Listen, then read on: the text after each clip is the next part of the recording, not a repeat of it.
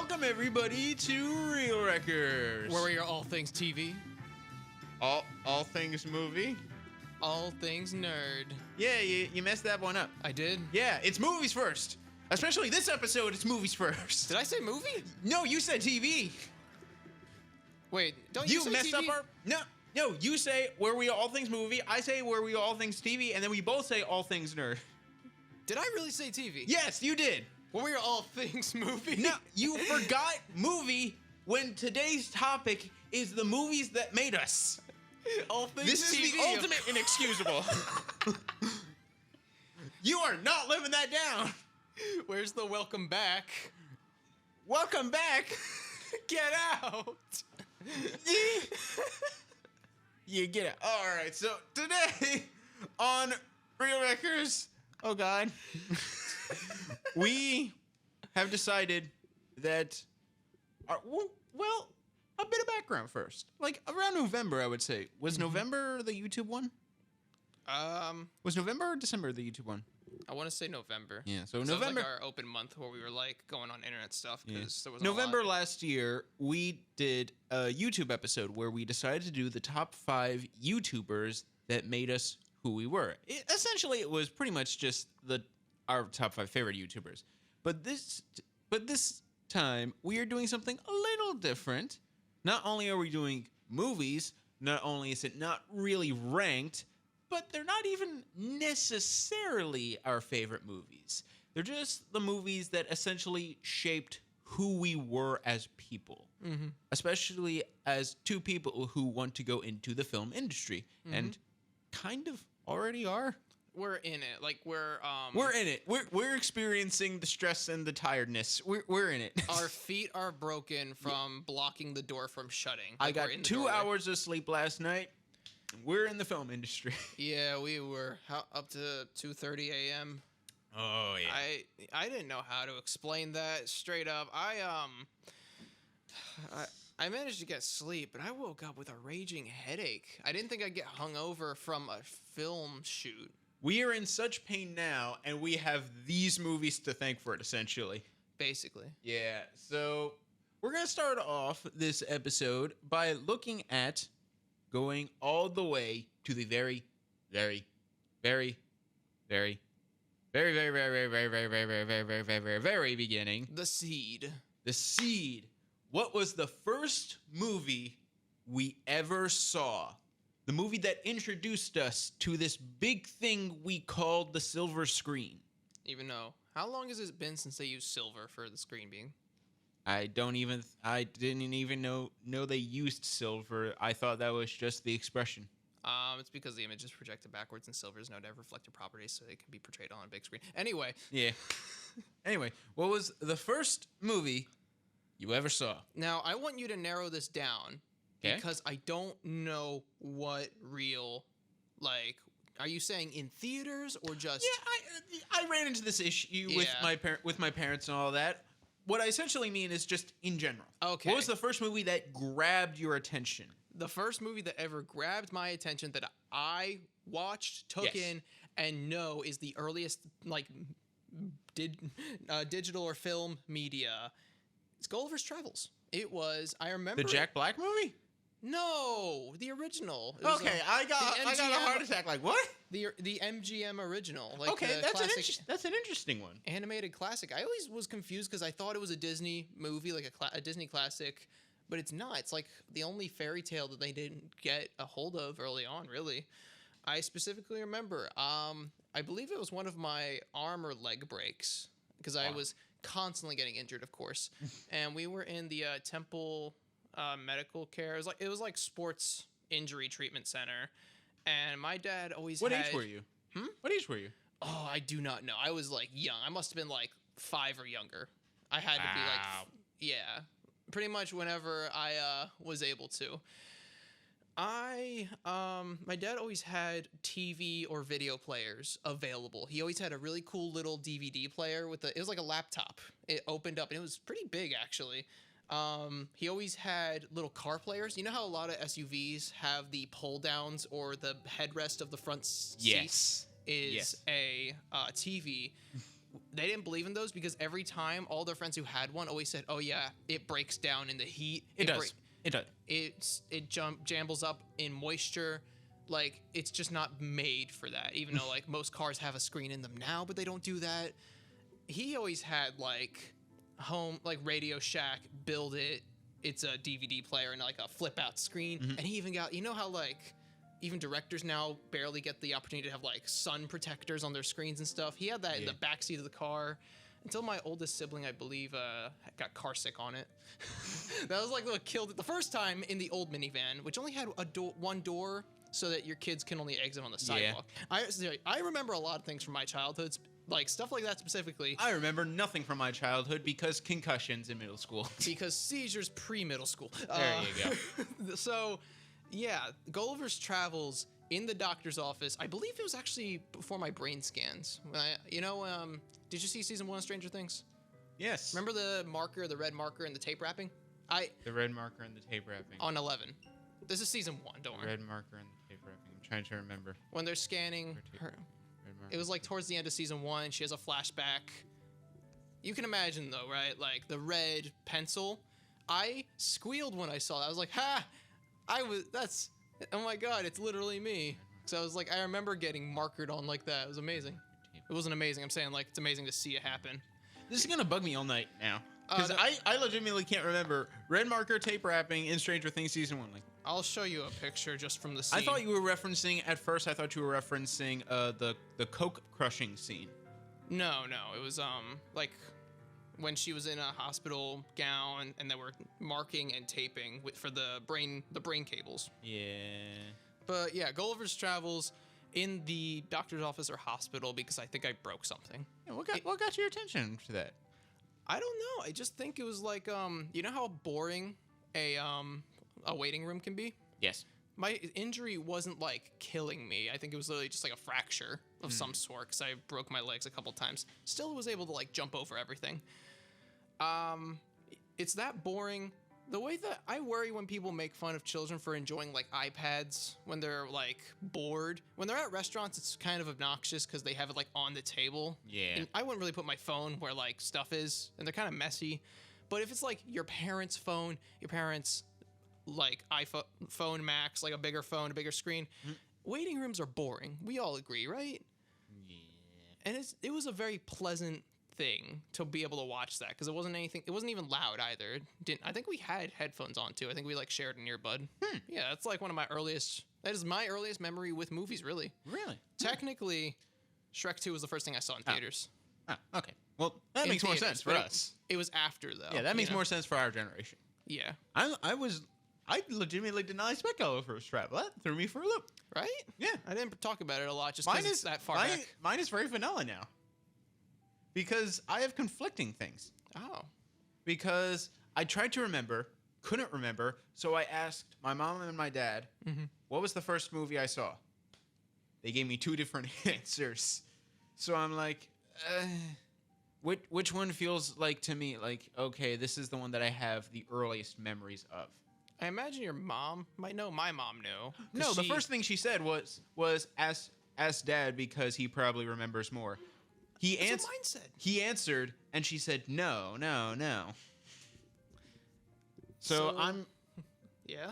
I tried to think, what is the earliest memory of a movie that I had? And the earliest memory of a movie that I had, dates back to probably, I think it was my first Halloween costume. A lion. Was it The Wizard of Oz? No, it was Lion King. Okay. Yeah. That was probably, yeah. I wasn't sure how old you were going to go. It was between Lion King and Finding Nemo. And it's hard for me to choose, like, okay, which one was it? Because I have such fond memories of both. My dad's logic was because Finding Nemo was the one with all the bright colors and all that stuff. It's probably the first one that you, like, saw and paid attention to. Exactly, but on the other hand, not only does Lion King have that, but it also has, like, the classic songs, and... The opening of Lion King is the biggest hook in a movie. My dad. That's the whole reason why I think this was the first movie I ever saw. Because this might be a bit TMI, but apparently when I was like a baby, my dad like used to sing me the beginning of Lion King. Aw. but always did it wrong. Yeah, it's like the fun of it. He did like Zabenya Bada Witchy bing. Bo, and it That's always funny. made me laugh as a baby. So that's the logic that I'm using, because if he's using it as like the first joke that I ever heard, then it must have also been the first movie I ever saw. Which means you paid attention to it. Yeah. Which means it's the first one you probably remember. Exactly. So that's the reason why I'm going with Lion King, and then also just because I love Lion King. Also, It's such a good movie. The I first feel Lion like, King is honestly like an animated masterpiece. I feel like most children are children our age. Most of us when we were kids were probably shown something 2D before something 3D. Yeah. I think it was ironically generations slightly older than us, like Zennials, were shown Toy Story 1. Oh yeah.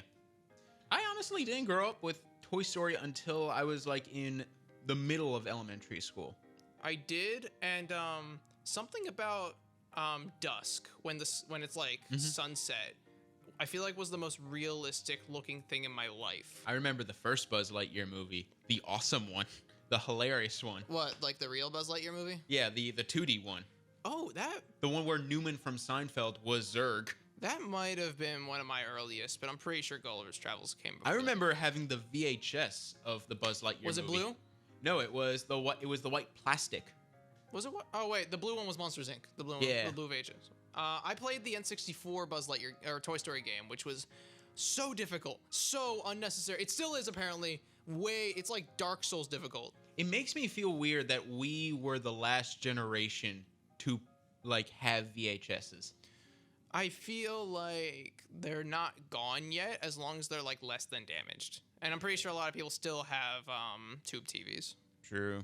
So, with that said, let's go on to the polls, because some of our lovely followers on Instagram commented what their first movie ever was. Anish Seth 18 Hey, Nish. said Lion King. Oh, the nostalgia. Yep. Oh God, me and Anish have something in common. That's scary. You'll be scared to find out how much you have in common in like Yeah. taste too. Exactly. I'm trying to think. I feel like Lion King. Lion King is a lot of shared experience for like our generation, because like it's such an iconic animated movie nowadays. I feel like I don't remember watching it for the first time, but I never remember what to expect early on in the movie. But it felt like it was automatically in my brain library. Like the Yeah. way I wish that knowing how to do math could be Yep. injected in my brain. Lion King was already in my brain before I got any Knew it updates. into the back of your head. It was- no kung fu. It's like you burned it into the hard drive. So no matter what you do, somehow it's always in your library. Angel Boy Mom, my own mother, said Charlotte's Web, the original, the 2D animated one. That Which- was awesome. I barely remember the like live action. I don't think I've ever seen the 2D. I feel like my parents hated. They never let me watch Ed, Ed and Eddie because they thought Why? that it wiggled. The animation wiggled. You ever notice that? Yeah, but And they were all idiots. Like they're very somehow the dumbest characters. I somehow loved Ed, Ed and Eddie, and I grew up great. It's okay, Billy. But Charlotte's Web, like that OG animation stuff, it also had jitters. Yeah. But it was charming. I guess they didn't like the lack of charm that it had, because a lot of early 2000s cartoons were very gross, you know? Like Yeah. Rocko's Modern Life, Ren and Stimpy, that era of, it's for kids, but for adults too. Adults are actually going to like it a lot more for some reason. Yeah. Then SpongeBob went the opposite, where it's like, oh yeah, they straight up, it's made to entertain adults. Look at it. Moss Friend gave 2 answers, but I'm pretty sure her first answer was just so long that she put it in 2 different forms. Hey, Gordo. Yeah, she said, don't remember the first ever, but my first memory is of Monsters, Inc. during a thunderstorm. Honorable mention to Lilo and Stitch, which is the first movie I remember loving. Oh yeah, she had like a hula hula Elvis type of like watercolor. I remember in our first house, her room, because I always, younger sibling bothers, break the door down, obvious. Her ceiling was like very vibrantly watercolor yellow or blue. I forget. Her walls were yellow and her ceiling was blue, because I was jealous that my ceiling was white. But I grew to appreciate it because my walls were orange and my ceiling was white, that it just matched better. And I do remember she always had something on her TV because she needed white noise. Me and my brother liked pitch black and darkness. No, I need white noise. I'm with Court on this one. I need white noise. I didn't like TV white noise the same way music with lyrics can distract me when I'm studying. Lyricless music and fan whirring. I like fan whirring at times and freezing dark. I usually just accidentally fall asleep while watching something on my phone or on my laptop. I just accidentally fall asleep. I think that's also why I love the sounds of like synth and space, but like Synth in space. that humming. I like humming in a darkness, you know? Not in a gothic way, just like astronauts aren't goth. Honestly, that whole Lilo and Stitch answer I should have saved for after the next category.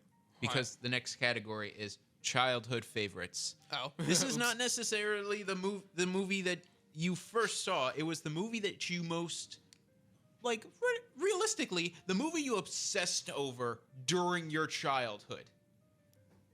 Like, you have to have, like, so fond memories that, well, I have a story to go with mine, but we'll get into that later on. So, Dalton, what's your childhood favorite movie? Tobey Maguire's Spider-Man 2.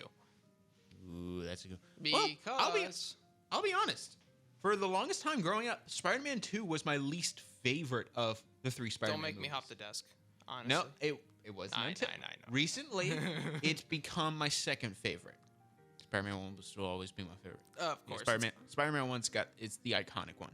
And then Spider-Man 2, it's like the leg that it stands I on. love Doc Ock, but Willem Dafoe as Green Goblin is chef's kiss.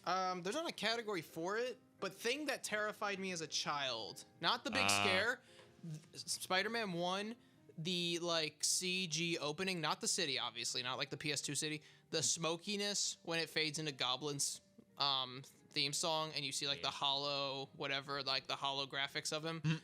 That always apparently scared me. Like I started crying at the TV. I remember if that was a category, then the one would probably be Deathly Hallows Part 1. Nagini, the snake, is just slithering across the table, getting closer and closer to the camera until the snake just open mouth right at the camera. That's like, what like okay, that scared me. That's what scared you the most early on. Yeah, I'm like, okay, that's terrifying because that could actually happen.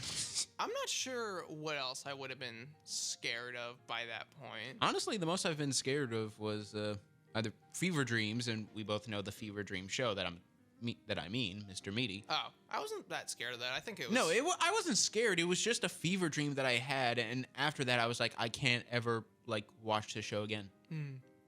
So yeah. Anyway, childhood favorite. Childhood favorite. Yeah, Tobey Maguire's Spider-Man 2. Because, dude, I think I was Spider-Man for every Halloween, and when they said you got to stop, we just keep buying the same costume every year, and then I chose Venom Spider-Man. That's right, genius. Right. And they were happy that Spider-Man didn't have a cape because they were afraid that I would. Because apparently a lot of kids got hurt with capes when they climb trees. Take that off. Spider-Man doesn't wear a cape. Exactly. Which is actually smart if you think about it. A tight suit with no like loose hanging parts. When you're climbing stuff, you don't want to get nicked on anything. That was like a fear my parents had, was that I would accidentally like clip on a tree and get like stuck. Especially with a cape because they go around your neck. It's terrifying. Yeah.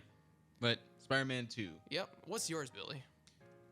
Oh, there's no more to that? Oh no, that's pretty much. I don't. The honorable mention for that would be Attack of the Clones because because my favorite costume I think I ever had was Jango Fett. I was so cool looking. I only had one. Well, I'm pretty sure I was Darth Vader one year, but the one that I remember most as a Star Wars Halloween costume, I was Commander Cody. Which in hindsight, it's sketchy. Why? Do we not remember Revenge of the Sith? Oh, Commander Cody. I was thinking Rex. I don't know. I was Commander Cody from Clone Wars, though, so he was cool then until Revenge of the Sith, where he tried to kill Obi-Wan. I think I wanted to be because I was playing a lot of Battlefront 2. I was a clone one time, and I had the really nice helmet with the talk buttons. I think the bottom half of this costume, I didn't like the mask that came with because it was a flat Commander Cody mask. Oh, yeah. So I had a clone helmet. And then I had like the bottom half. It wasn't Cody, I think it was supposed to be Rex's, but it was just clone. The ones that had like the cool the skirt, like the war skirt. Oh, the ARC Trooper. Yes, not the purple ones though. Not the purple ones. Yeah, not the Mygeeto ones. It was the heavy rocket troopers. Heavy Rocket Troopers. Yes, I think I know who you're talking about. They have like a dark blue battle skirt and a shoulder. Oh, the one flank. from 2003, Clone Wars. Yes. Yeah, okay. Sorry, did I say from Clone Wars? The Munilist 10. But yeah, I was so happy to have the clone helmet, which was like full head, as opposed to just the mask, which looked kind of like campy. Yeah. So I looked so cool. So, yeah. My childhood favorite. Mm-hmm. Well, you have such a legitimate. You have been having some legitimate classy picks so far. Mm-hmm. My childhood favorite movie was Shark Boy and Lava Girl. I don't know how I avoided a lot of those weird movies. I'm trying to think of what movie had the stop motion-y skeletons that the kids were fighting. Spy Kids. Was it Spy Kids? Spy Kids 2. I was raised on Spy, like from James Bond on, and I also had. I was raised on superhero stuff. I had some. So that explains a lot about the two of us. The superhero stuff I had was more like, can I be one? And then parkour, was like the big thing for like a year, and I was so mad when it wasn't cool again. But Shark Boy and Lava Girl was my childhood favorite movie. I remember watching this movie so many times. I wore out the 3D glasses that came with it. And I still remember most of that movie to this day. And as embarrassing as it is to say, I actually got grounded because of how much I obsessed over this movie. Are you serious? Yes. I must have been really stupid as a kid. Yes. Yeah, I was absolutely stupid as a kid because I went to my cousin's house once and I said to them something along the lines of, "You look like Shark Boy and you look like Lava Girl." I'm still, like, to this day, I'm like, what? That doesn't sound too dumb. I don't know. Among the things of, like, dumb things a kid might say. No, but at the same time, that's when my parents could tell, yeah, no, you gotta stop watching this movie. Because you started assigning their faces to people? Yes. That's when they knew that I was getting fantasy mixed up with reality. For you, that might have actually been a real issue. Yeah. Like, but I remember like actively like wanting like a solo Shark Boy movie because I thought he was so cool. Oh my god! And then he was in Twilight. I think I enjoyed the fact that spy tech was kind of real. I had the best watch I ever had was a spy watch. Yeah. It had a camera, like a fully mounted like probe camera on it, and it could actually like live capture. I'm pretty sure it was like a 15 pixel image, but still. Robert Rodriguez can make such awesome movies, but when he makes kids movies, they usually suck. Like looking back on Shark Boy and Lava Girl, no, it's awful. But like it's a cult classic now. It's like loved still. It was until Netflix made a sequel and everyone hated the sequel and it just dropped off. Everything about it just dropped off the face of the earth. You know what they could have done is never actually make it and just constantly ride the hype of the idea of a sequel. Yes. Like they just have teasers like Dawn of the Seven. Like imagine they never make the actual movie, but they ride the idea of it. Yes. Imagine being able to sell people nothing but hype. Like well, that's what Warner Brothers did for like 4 years with the Snyder Cut. You're right. You're right, actually. And then, a big sob story like that gets propped up, spread around. And especially around a year where not a lot of movies can be made. It's like, check and it then out, look what we were doing in the back. And one's on the cutting room floor, and they're like, hey, all right, fine. Hey, remember that script you handed me, and then I ripped it apart in front of you, and I taped it back together, and I threw it in the toilet. Well, good news, our plumbers were back. Our plumbers were on overtime. We got that thing back. Look, it's only got a couple of stains on. Anyway, bring it back. Trust me, we store everything. We have everything you ever want, but we're not going to sell it unless we can sell you the hype on it, because hype and marketing will sell us more than anything. Yeah, there were Shark Boy and Lava Girl 2, everybody. It's never happening again. Shark Boy and Lava Girl, like, I'm trying to remember, like, were there, like, legitimately any other, like, movies that I obsessed over in my childhood to this degree? because Who were you trying to be, do you think? Did you have a moment, excuse me, where you were trying to be someone, you know? I legitimately tried to be Shark Boy for a moment. I wanted to be Shark Boy. I was Spider-Man. I just didn't have Well, honestly, like, and most of the influence that, like, I obsessed over were TV shows. Mm-hmm. I obsessed over Transformers, the animated series. I obsessed over Ben 10. Yeah. Oh, man. I'm just going to make sure. I obsessed over Beyblade. What, another childhood favorite I feel like I had, but I don't remember anything of. I feel like that made me so much cooler was the Bionicle movie. Oh, yeah. I remember that. I wish I remembered it. Was it Gold Helmet? Yep. Silver Shield? Yep.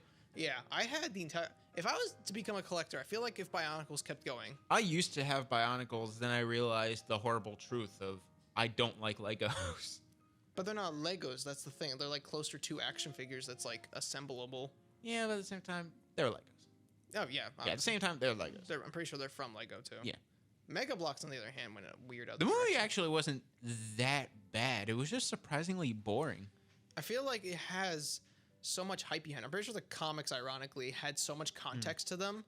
And also a big, like, cultural back. There's just so much backing that somehow that it was like, you can't really fail. The movie was good. It was just dry. It took itself too seriously.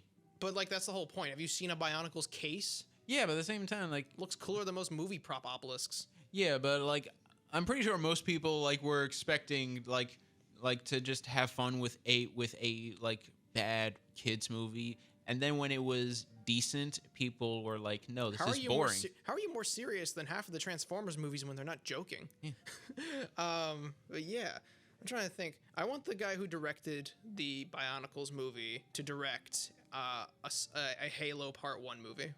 Yeah. I feel like taking What are you talking about? We have a Halo Part 1 as a TV show. No, we don't. We have McDonald's at home. No, we don't.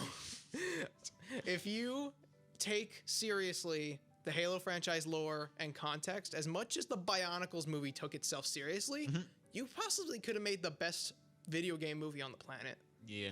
And, Just like, saying. legitimately best, not, like, by default best. No, like, you could have actually made, wow, this is so concrete and perfect, it's as if my brain is unloading the images. All right. Childhood masterpieces. Childhood masterpieces. Shark Boy and Lava Girl and Spider-Man 2 on the same level. No, Bionicles straight to TV movie. Oh, yeah, that's like, okay, so Spider-Man 2 is B tier. Shark Boy and Lava Girl is A tier. What? Bionicles movie is S tier. S plus. Yes. Or S No, tier it's Goku tier. Super Saiyan S. Whatever that is. Exactly. We're stepping into unknown territory of how good something can be. All right, so before we get into like the big question, there is one that I found it very curious to ask. What is your favorite guilty pleasure? Your go-to guilty pleasure movie? Because I'm pretty sure we all have a couple. But what was like the first movie that you acknowledged? This is probably bad, but I don't care. I think you know. I think I know too. I think I know what yours is. Yeah. Say it. It's Final Wars. I think I have a type when it comes to stuff. We have to have a Final Wars jar.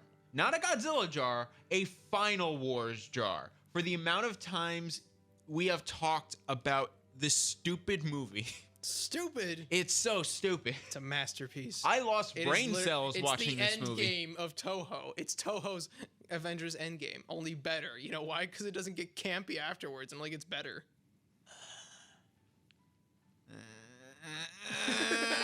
Describe Final Wars. What do I have to say? Say it. 25 or 35 years, 45 years, however many years, 50 years.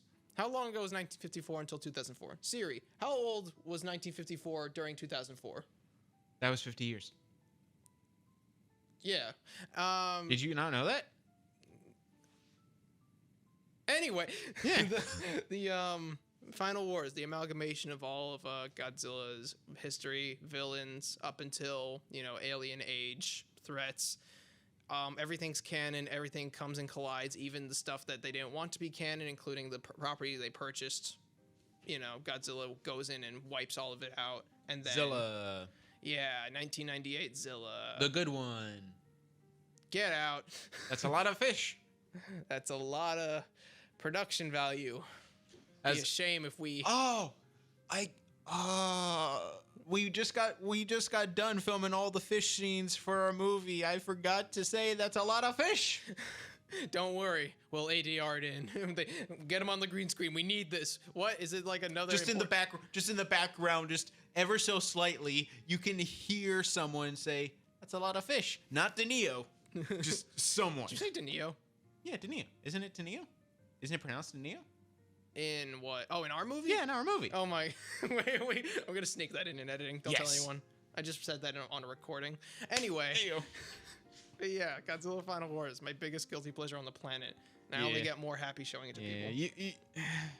I lost brain cells watching that movie. I swear to God. You could use a few less, honestly. All right, what is A few less? I liked Shark Boy and Lava Girl. Billy, what's your guilty pleasure? I could have chosen I think it's Twilight. so many. I think it's Twilight. Twilight was up there. Don't get me wrong. Twilight was up there. Mm-hmm. So was the Speed Racer live action movie. Even then, I heard that was like genuinely not bad. It just embraces everything that it is. It's campy and cheesy to the point where, okay, I can easily see someone saying this is bad, but it's so much fun. But what I have to go with is the movie that, like, I legitimately bought the toys for, and to this day I have no regrets. XMen Origins Wolverine. Yeah, but that's like awesome, you know. Okay, It is a guilty pleasure for me. Here's the big thing. You can't say this isn't true. If this movie came out in the 70s or the 80s, people would have loved this. Yes. This would have been considered the best comic book movie ever made. Yep. In the 70s or 80s, because it plays out like an old school action hero movie. Do you know, like that silvery, metallic, reflecty text that the 70s and 80s had? Yes. If Wolverine's claws had that slightly rainbowy, it's always some sunset, whatever that like mock-up they have that the claws are reflecting, because they were like silvery grayish white. They didn't really reflect anything because they were all CG, even though he had physical claws in older movies. Anyway, I knew if he had those, people wouldn't have even thought about it because it would have been so cool to see. Or if they were white and drawn on, the way like fire and effects were like hand painted white. If he had that, people would have loved it. I knew this was going to be my choice when I was talking to JB, our director, last week.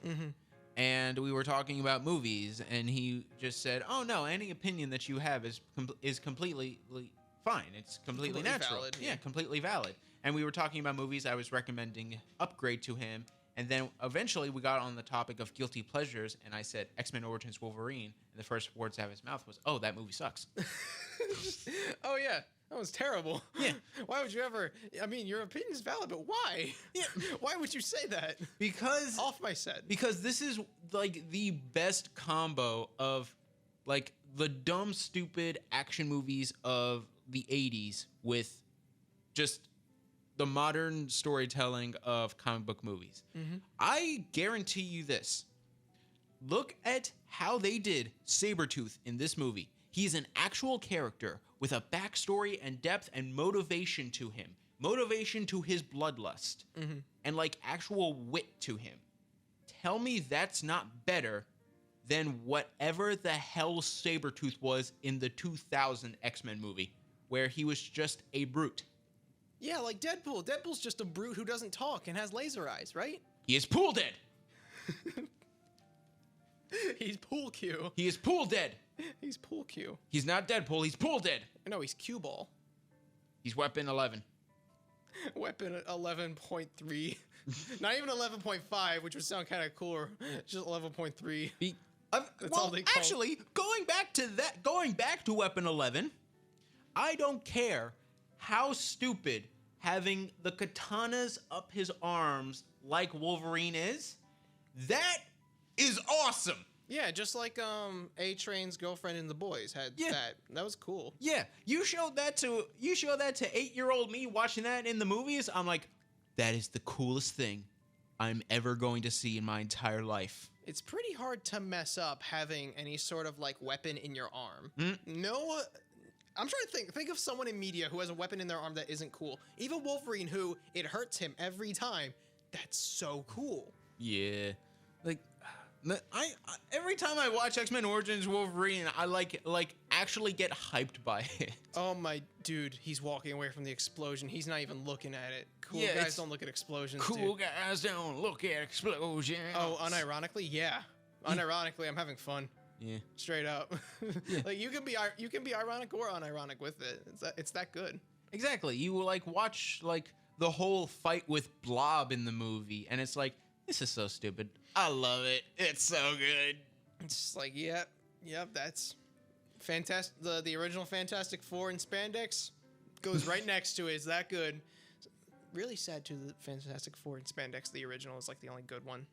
Actually, I didn't mind Silver Surfer. In what? The Rise original? of Silver Surfer, the sequel to the 2005 one. I'm pretty sure it was. What Yeah. that had, the Thing was like just a guy in a suit, right? Yeah, but honestly, I liked how the Thing looked in that because he looked sort of like Rocky. Yeah. But honestly, like Silver Surfer in the Rise of the Silver Surfer was really freaking cool. It would be nice to see. They botched Galactus in that movie. They nailed Silver Surfer. Wasn't Galactus a cloud? Yes. Yeah. They botched Galactus. They nailed Silver Surfer. You know, we should probably do an episode about how the MCU might like completely f up the idea of Silver Surfer. Galactus.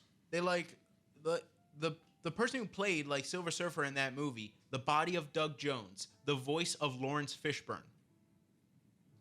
That concept alone is like, yeah, you nailed it. Also, like, how can you mess up it? Anything with like Doug Jones? What is his name? Andy Serkis. Yeah. He played Caesar, right? Yep. Yeah, Doug Jones, Andy Serkis. Seriously, they need awards for their performances. Oh, absolutely. Sorry, justice for Andy Serkis, justice for Doug Jones, straight Yeah. up. Like, I love the appreciation they get, but they need like awards. You Yeah, know? they need like Academy level appreciation. Yeah, because that's like what the most iconic things, honestly. Yeah. You know what? Another one, sorry, I don't mean to go back too much, but what really scared me as a child that I saw again and I forgot that I ever saw. Remember Pen's Labyrinth? Yeah, I saw it for my film class like last semester. I Justin was there. I remember seeing that and bits of it, and I think I blocked it out. It was that creepy.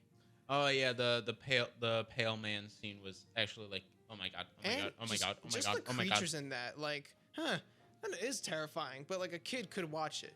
But it The is one terrifying. the one monster in that I'm like, that looks kind of stupid was the frog. I don't even remember the frog actually. The I need to watch it again. frog was the only thing in that movie that was CG, and I'm like, ooh.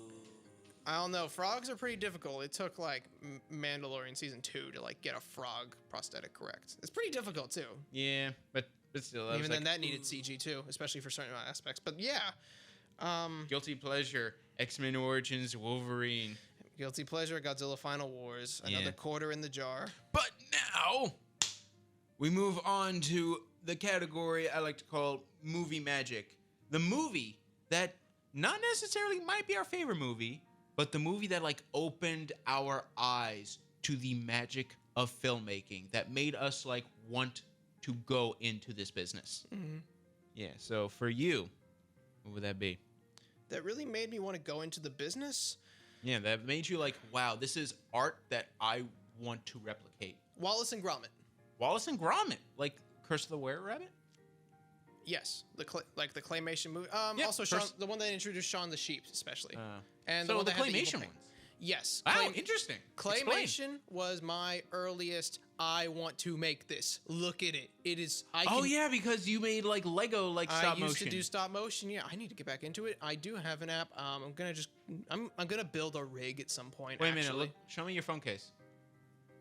Yeah, you have Minions. That's Minions. No, it's not. That's Minions. Wait, someone's got Yellow and blue. That's Minions. Someone on Facebook right now posted a Minion themed Ukraine flag in support. That I'm like, wait, no, it's IKEA. There's no orange on Minions. There we go. Is Ukraine supposed to say thank you? It means banana. All right, so But yeah, Wallace and Gromit like had the magic of everything here I can recreate at home, but that doesn't devalue it. That just makes me think, wait, there's so much more I could do then, because then I actually practiced a lot of hand-drawn animation. Of course, it was like stick figures, but still, I was so like, oh yeah, Chicken Run too. I think Chicken Run might have came first, but I thought it was part of Wallace and Gromit, you know? I'm trying to like, because there's a company that made all these movies that I'm trying to find out who was it. I can find out for you. But yeah, Chicken Run. Not DreamWorks. There it is. What is it? Aardman? Aardman Animations. Yeah. So I'd say Chicken Run or Wallace and Gromit really gave the one where I think the first Wallace and Gromit to go to the moon, correct? Let me check. I'm on the filmography right now. Curse of the Were-Rabbit was their first. Really? Yeah. Or no, the first Wallace and Gromit movie though. The first Wallace and Gromit movie, Aardman filmography. Let's just go there. All right. Let's see. Feature films, Wallace and Gromit, Curse of the Were-Rabbit. Yeah, that's the first one. Oh yeah, and then later on they kind of adapted Wallace's whole cheese thing, which I say was beautiful. But yeah, Shaun the Sheep especially, because a lot of that, because Shaun the Sheep was like a big Nintendo representative for a hot minute. I feel like Shaun the Sheep is like, oh, that's it.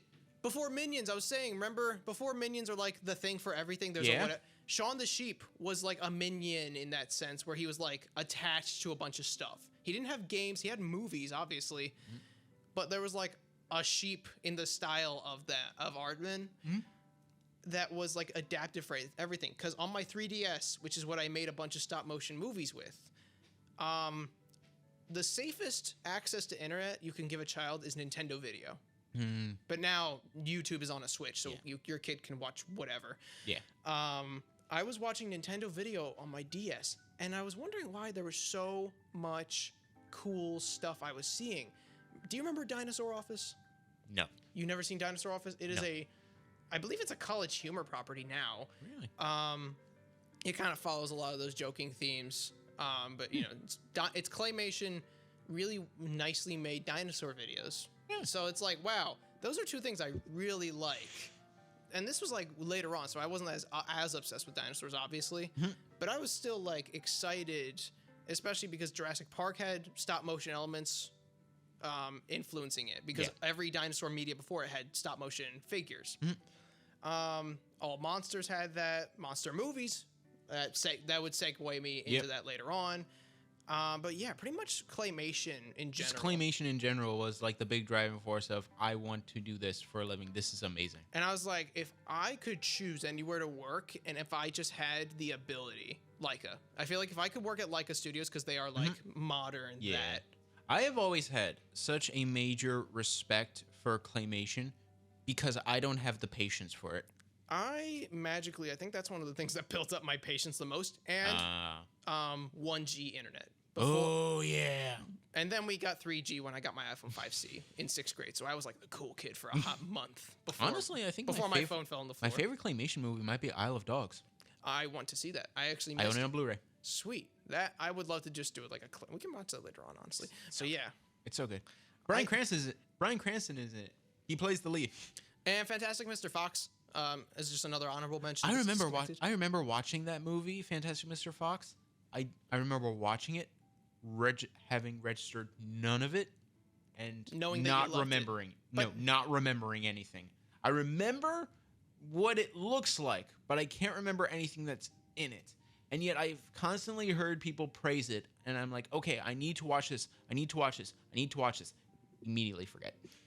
All right, we might both need to watch that, because I know I could name every scene, but I cannot describe the movie to you, if that makes sense. Yeah. Honorable mention that made me realize movies were magic, though. Yes. Chris Reeves' Superman. Because I was just like, I didn't even think when I was like, oh, the effects are so good. When he blasts off, the flying effects are like, oh my god, there are no wires. That man can fly. Especially the front view when he blasts off from the surface and you can see it like fly back behind. I don't know how they did that. I'm thinking speed up weather balloon footage.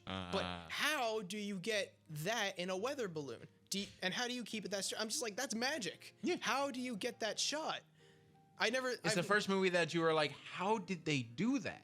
Yeah, because I'm just like, oh yeah, you just reverse a big Earth spinning, and you have a. It's when you have the intelligence to like understand. Okay, I know the general logistics of how movies are made and how some of the world works, but then you watch something like that and you're like, how did they do that? How did Krypton look like that from afar? But they kept zooming in. I don't see any like fades. You don't see any fadeaways. No morphs. It's just like, how's the planet that big, and how's the tectonic plates like crashing on the surface? That's an honorable mention. Yeah. So yeah, Wallace and Gromit and Chris Reeves Superman were like, movies are magic. I could do this. Yeah. For my pick, we both know that this was so hard for me because there were honestly so many movies that I was like, that I could pinpoint as, okay, this movie is incredible and I am dazzled by it and I need to do something like this. There was the underrated movie, wholeheartedly underrated movie, only found on YouTube, Joker Rising. It was the first legitimate Joker origin movie. I absolutely loved it when I was in middle school, and it was the first movie that made me feel, okay, not only can movies be good, but they can be good on a shoestring budget. This is a huge, like now it's huge, fan-made film. Yes. And no offense, I wasn't expecting a lot when you were going to show it to me, because I remember there was a Boba Fett fan film from like 2012 that I tried to show my family because it looked so cool to me.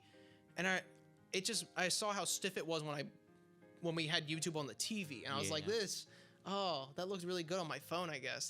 That sounds really rude, but it's just like, yeah, maybe if I was showing it to someone on a laptop, it'd be perfect. Yeah.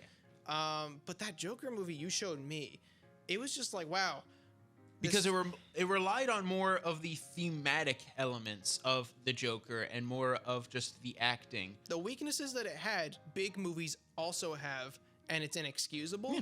When this movie struggles with light, it's because, it's a dark alley and there's literally only street lights. Yeah. What is it actually going to look like when Batman shows up? It is just a black figure with a pointed head dropping down from the sky onto you. Yep, and his action is just blurry, and you see some of the cape like fly by, but that's like really it. No wonder people are terrified and probably hold him in regards to Superman. Superman, he floats down pretty slowly unless he's all the way up in the air. It's like, this Batman, he's just there. And I didn't hear him show up. I didn't see him show up. And when I saw him, I really didn't. I'm sorry. Yeah, and honestly, this was the first movie that showed me like, okay, you can illustrate not only how to do a great origin story for a mysterious character, but you can also show just how badass a character like Batman is, even when you don't have like the budget of Dawn of Justice or anything like that. So the thing that they go for is, well, what really symbolizes an event with Batman with the least amount of Batman possible? You kind of treat him like Jaws in that sense. Where it's like, don't show them the whole thing, because then they'll see right through it. Show them what you would experience if you were actually there in like a visual sense. Yeah. And then we follow a person before we follow the character we're attached to. And that is what led me to appreciate it. And I love like when we first see Batman, when the person when Cyrus, who becomes the Joker, first sees Batman and he's taking on Black Mask and he's just looking at Batman. He's just this blur, just taking out all these guys. And Cyrus is he's just standing there like in complete awe. And Batman just turns to him, and Cyrus does nothing, and they just spend a solid 10 seconds just looking at each other. And I'm pretty sure in that moment, Batman was trying to decide, is this guy a threat? He's not going for a weapon, so I'll just leave. And he leaves, and after that, Cyrus just becomes obsessed with Batman. This is the first time we like actually see like genuine, like thrilled emotion in his face after that moment. Mm-hmm. And like after that, you understand like, what? Okay, this is why the Joker loves Batman, because like he can't read him at all because he's trying to decide. Ironic. I was gonna say the flip of a coin, that'd be he is amazing and he let me go, so we must have a connection. Or am I can't be so insignificant to him that he just wouldn't even bother with me. He looked me in the eyes and he waited. That means he was either calculating or he was looking right through me. So I need to know. So I'm going to address He this guy looked for at the me end and of saw time. something similar, and that's why we both left. So because now I'm going to provoke him till the end of time to see what is our just how connection. similar are we? Yeah. Because if I can break, so can he, right? Or We are have we to be that similar. Are we such opposites that we actually our opposite ends of our magnet will touch each other? The more I think about this movie, the more I'm like, okay, A shoestring budget doesn't mean bad writing. It just means a shorter budget.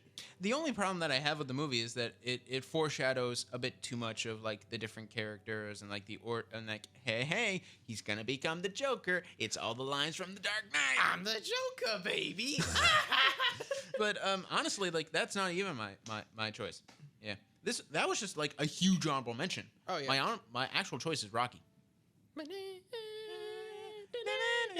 Yeah, because just Go off. yeah, Go off. Rocky, like, not like I actually like grew up with the Rocky movies out of order based on the Rocky movies that my dad liked, and he liked the fourth movie the best, so I watched the fourth movie first, and I thought, this isn't bad, and then we watched the first movie, which he liked second best, and I was just watching it like, oh my god, this is art, like everything, like the music, just the acting, the writing, the dialogue, the montage. Oh my god, the camera work. Good god, this is incredible. I was like wanting to like become like a film critic based on like, nostalgia critic and all that stuff. I wanted to act like I could critique films. This was the first film that I'm like, oh my god, I am studying this and admiring it as I'm watching it. It's the first film that I actually did that. And just there were so many moments in that movie where I'm just like completely speechless and in complete awe, despite the fact that technically speaking, nowadays there's nothing like amazing in it. It's just like the simplicity of it is like the whole charm. Mm-hmm. Just the down-to-earth nature of it. Like, because they capture so much of Philadelphia, I can like see like I've been there. I've seen that street before. It's not just I haven't even like recognized that as like a Rocky scene. I've seen that street before. It just kind of feels like home. Also, the fact that many movies are just not local to us even. Now, the most recent one that is local is Shazam, the most recent one. And that was all in Canada, and then they imposed a lot of Philadelphia imagery onto it. This movie was like, no, you can go down to We are in Philadelphia. You can go down to that street and look at that place. It is literally that. It just might have. And it was the first movie that I like remember like actively like seeking out like behind the scenes facts on YouTube and legitimately getting interested not only in the filmmaking process but even how the mistakes in a film contribute to making the film better. Mm-hmm. Which, oh, dude, I think that sparked a lot of our excitement for behind the scenes. Yes. Like, I feel like guy hiding on set with a camera that can zoom in on like a really good like animatronic in a movie, and you didn't know it was an animatronic, and it's like, oh, it's just eyes and a mouth without the puppet, and it's so creepy and cool looking. And the weird thing is, like, at first filmmaking wasn't like really the first thing that my mind went to when it came to Rocky. Mm-hmm. It was more like, okay, I want to be a boxer now. This is amazing. I want to be a boxer. And then I realized boxing hurts. Mm-hmm. And I'm like, maybe something else is in this. Oh, it's the film, not the training. It's the film. You know what mine was because of Spider-Man? Climbing. You wanted to climb? Have you seen this Sylvester Stallone movie, Cliffhanger? No, I want to see the one movie that they need to be quiet the entire time where a dude actually goes up a mountain and they follow him. I forget. Quiet Place? A Quiet Place? No, like this, the crew actually needed to be like dead silent to film this guy climbing a mountain so he wouldn't actually fall. I forget what it was. It was like apparently like the most gut-wrenching movie, but it wasn't like, it was scary because he could have fell. But for me, you wanted to do boxing because of Rocky. I think I wanted to do bounty hunting because I found out that was an actual job. Yeah. And then I was like, okay, the real thing I could do is parkour or climbing. And apparently both of those could have killed me. Found out. Broke legs twice. Broken arm. But Yeah, of all the movies, like there are like quite a few. Like there was Joker Rising, as I mentioned. Like also just watch the movie on YouTube. Joker Rising. It's made by Smoking Alien Productions. Watch the movie. You won't regret it. And there was also La La Land, which was the first movie that like introduced me to, okay, I can like other things other than superhero movies and action movies. I can like watch like a musical romance and be like, "Oh my god, this is incredible."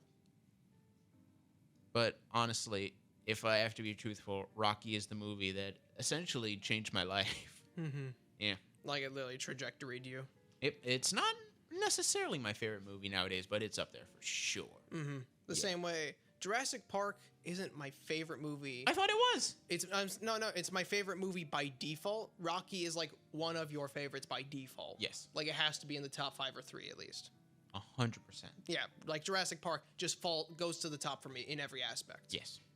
All right, so moving on to some more subcategories. Mm-hmm. Actually, no. Before we get into that, movie magic, because we also had some Instagram polls for this one. Mm-hmm.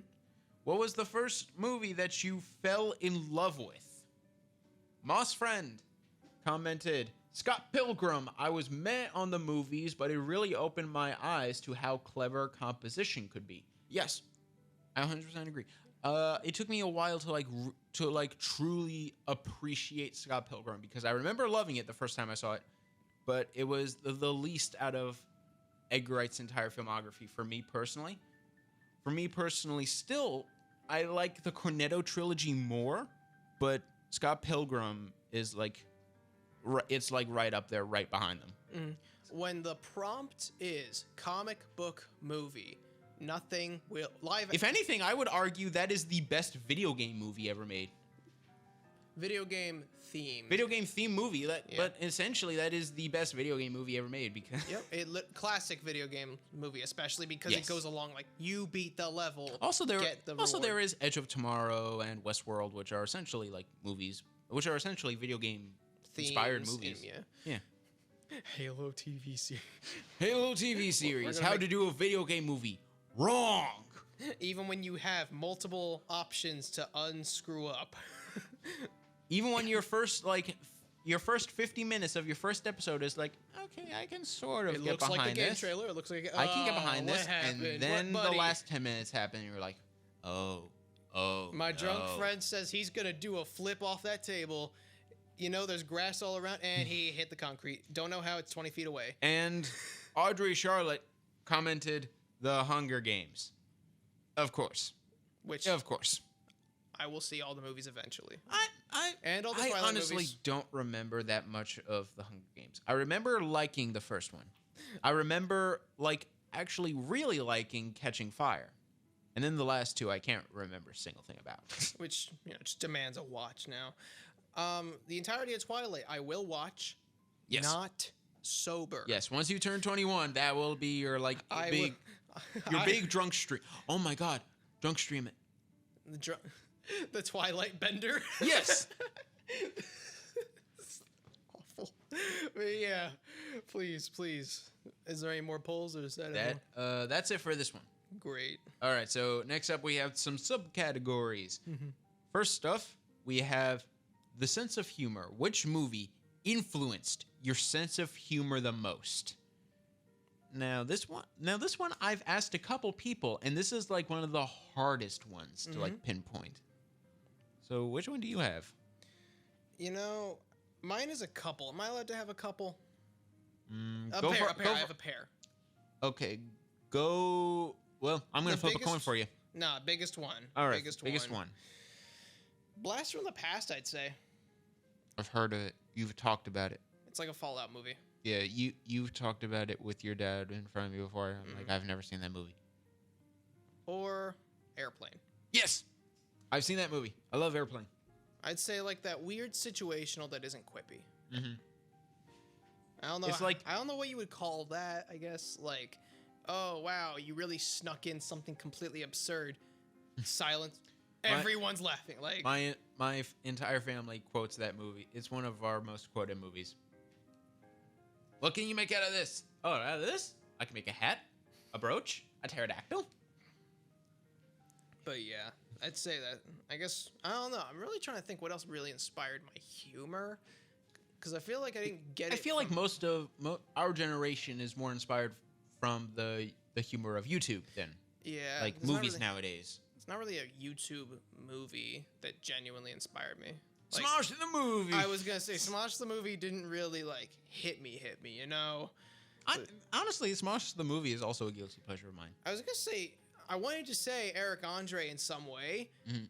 but I guess Bad Trip fits that category of Eric Andre humor. Like I don't know what you would call that, just SHIT post the movie. Like that's Eric Andre's kind of humor. Like he inspired the nihilistic humor. Yeah, nihilistic, but not outwardly, you know, Obnoxious. Well, outwardly obnoxious, but not like a cartoon would. Yeah. Like when a cartoon hits the ground. Why are you booing me? I'm right. When a cartoon character hits the ground, they bounce. When a real person hits the ground, they don't. They bounce, but they're not supposed to, and it's really funny. You see. Remember, did I tell you about the thing in 7th grade? Yes. On set yesterday, a kid, one of our classmates, smashing the dissection frogs in science class on the table until this rigor mortis dissection frog snaps in half. That's horrible. That's my humor. It's not like you're killing something. It's Just completely random, essentially harmless. Bam. There's harm being done, but it's not alive, so it's harm being done, but it's not really harm because it's for science. It's already dead. It's for science. For science. Why do you have something on fire? It's for science. Because science. It turns out carcinogens are very flammable. For science, of course. All right, so which one essentially? Like, I think Airplane, honestly, because I feel like most things follow that. Like especially, I would argue that Eric Andre's humor is very similar to that of Airplane. Mm-hmm. Like, I feel like Airplane is what followed suit post 20th century humor. Airplane like inspired a lot of like the humor that we know nowadays, especially spoof humor. Because a lot of big humor that people probably look at is TV now. Weirdly enough, because I feel like reality. Well, honestly, TV, nowadays I would argue YouTube. I was saying before YouTube, it was reality TV though. That was like the quick, snappy, like because with comedy you have to like sneak that. Actually, no, I would argue sitcoms. Once again, pre reality TV. Reality TV was like a thing, but it wasn't as readily available. I wouldn't say reality TV like influenced a lot of humor. I would say that a lot of the sitcom genre. Mm-hmm. It goes whatever the last funny thing was, sitcoms. Then reality TV, then internet culture, and then like ironic internet culture, and then ironic anything. Yeah, I'm not really feeling reality TV on this one. I feel more sitcom based than. Gotcha. I'm saying because a lot of comedians had reality TV in a way. Like Eric Andre show has reality TV aspects to it. True, but still. All right, so what is it? For me, I'd say by default, Airplane. It's probably just where most of my humor reflects with. Hey. So what's yours? I picked a bad day to quit smoking. I picked a bad day to quit doing coke. They're coming right for us. I want to watch Airplane now. It's so good. All right, so the movie that I think influenced my sense of humor the most can all be narrowed down to one director. Mel Brooks, baby. Mm-hmm. Mel Brooks. I grew up with Mel Brooks films. Like my mother's side of my family all grew up with the Mel Brooks sense of humor. All grew up with the Mel Brooks movies. We grew up with Blazing Saddles. We grew up with Robin Hood Men in Tights. We grew up with. I'm so sorry. I almost forgot. Spaceballs. That was another. I'm like, wait. There's a big thing. Yep. You hit my nail on the head. I'm so sorry. I was like, Spaceballs is you're walking up the steps. I'm like, wait. There's something bigger than Airplane for me that I feel like I emulate more and remember more. Sorry, I didn't mean to like cut you off. Spaceballs is the movie that influenced my sense of humor the most. It was the first. Well, honestly, it was the first comedy that I obsessed over. Mm-hmm. I actively searched out the merch for this movie to find that there was none. Which the movie admits. Yeah, the movie admits. Like there was this whole thing that that Mel Brooks was able to acquire all of the effects that George Lucas used on the Star Wars films on the condition that no merchandise for the film. So when Yogurt, who is the Yoda character, when Yogurt is showing off all of the Spaceballs merchandise, a good half of that is the actual Spaceballs merchandise. That was never able to be sold, which I assume means it's in a museum. Spaceballs the cereal, Spaceballs the doll, Spaceballs the flamethrower. The kids love this. So I'm pretty sure all that ended up in a museum too, didn't it? It must have. Because you can't sell it. If it didn't end up in a museum and it was thrown away, I'm going after someone. I mean, the thing is, saddest part is if it wasn't preserved, which it has to be. It's literally. Oh no, I wouldn't count on that because you know the monolith from 2001: A Space Odyssey, the big block. Was that just like thrown out? It was thrown out. It's not. It doesn't exist anymore. It belongs in a museum. It was torched.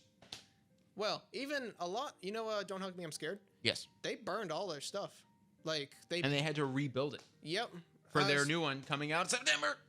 Yeah, which is nice. Like they rebuild everything, especially on big set pieces, because they know they're not going to reapproach it. Yeah. But honestly, Spaceball is like essentially like going back to that airplane sense of humor, that spoof humor, that like I don't know what to call it, but I promised Matt there'd be some sort of Star Wars in this. Oh yeah, there. Here's your Star Wars.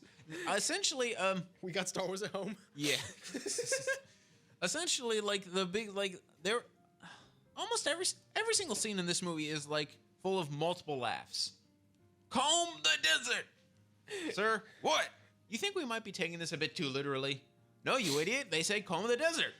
Then what's playing on the screen right now? Now. You're looking at now, sir. Everything that's happening now is happening now. When did we see it? When? Now. Now? When was it? Then. Where is it now? There. We just missed it.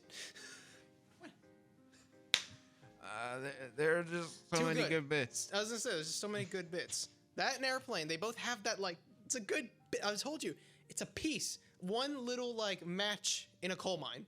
You're throwing a match in a coal mine with that. It starts off with the funniest way you could possibly start a Star Wars spoof. Mm-hmm. Do you remember the iconic shot of, like, the Star Destroyer in frame, like, showing off the size of the Empire compared to, like, the little, I'm pretty sure it's the CR-90 Corvette. Like the little first shot? Yeah, the very first shot in Star Wars. Mm-hmm. They spoofed that, but it's just Spaceball 1 just going and it going. Just keeps going and going shot, yeah. and going. But it ends on a but that's not the punchline. The punchline is actually when it gets to the back of the ship, the bumper sticker reads, "I break for no one." That's good. It's just like, man, that sedan with the spare tire still stuck to it kind of humor. I don't know how to describe that. Baby on board, hit me, I dare you.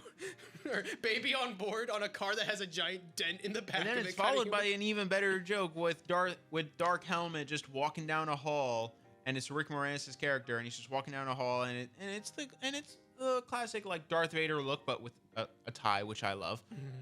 And it's just the classic Darth Vader breathing, and it just gets real up close to the camera, and he's just like, and he just lifts up the helmet. I can't breathe in this thing. It's perfect. Like, I knew from that moment on, I was like, okay, we're gonna have to pause this movie a lot because I'm already out of breath. Man, like, especially for something scripted, you know? Have you seen Robin Hood Men in Tights yet? I did, but I want to see it again because I don't remember enough, which means I'll laugh at it more. It's so good. Carrie Elways, still my favorite Robin Hood. Yeah. So, with that said, we move on to The Biggest Scare, which was the first movie that made you legitimately terrified. The first movie that actually legitimately terrified me? Mm-hmm. I feel like you're not gonna believe this. My first movie is very recent. Mine are both pretty old, actually. You want to start?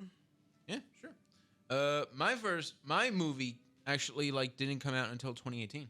Oh. Yeah, because I was never like into the horror genre that much, and I was sort of getting into it. And I'm like, okay, I've gone through like the 80s horror movies, like the corny campy ones that still are kind of. That's why they're called slashers, not horrors. Kind of spooky, but overall just are sort of popcorn fun. Mm-hmm. This was the first movie that I was watching like in my room because I missed it in theaters, Mm-hmm. sadly.